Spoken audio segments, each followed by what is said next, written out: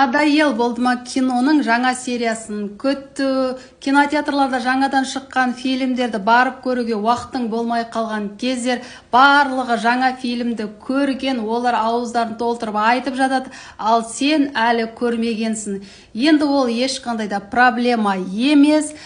Енді жаңадан шыққан, жаңадан фильмдерді өзің үйіңде көре аласың. Кинопоиск пен Яндекс+ жазылымымен премьералар, сериалдар, музыка, кітаптар барлық осы бір жерде, яғни кинотеатр сенің қонақ бөлмеңде болады.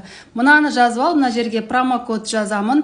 Осы промокод жазып алып, сілтеме менің профилімде, сілтеме арқылы кіресің. Осы промокодты енгізетін болсаң, сен 30 күн бойы қалаған кинолардың, жаңадан шыққан киноларды теп-тегін көре аласың.